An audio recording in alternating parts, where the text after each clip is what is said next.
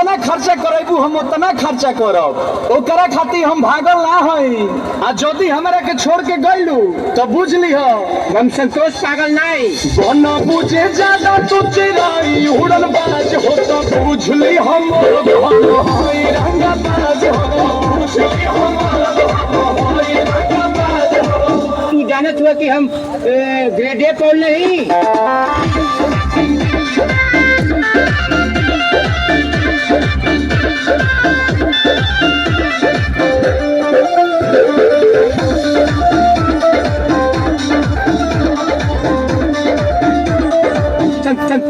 संतोष पागल नहीं। पहला बच्चा हीरो जहाना के खर्चा जितना हमसे करही बेर तोरा से बेसी हम ले ले बानी शिक्षा पीछा छोड़ा नहीं पड़ी बेर।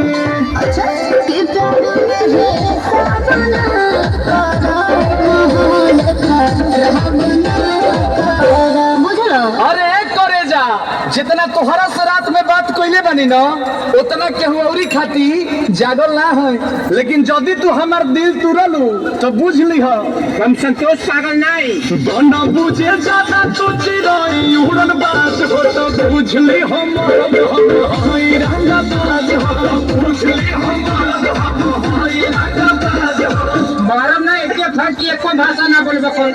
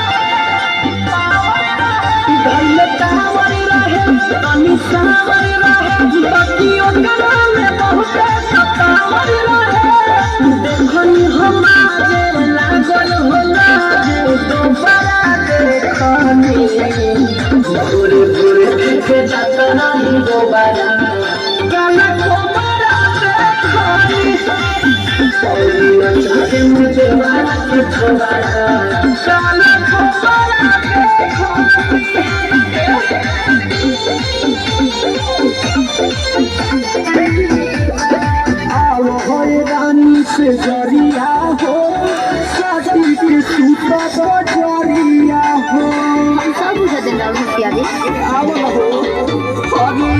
हो रानी से जरिया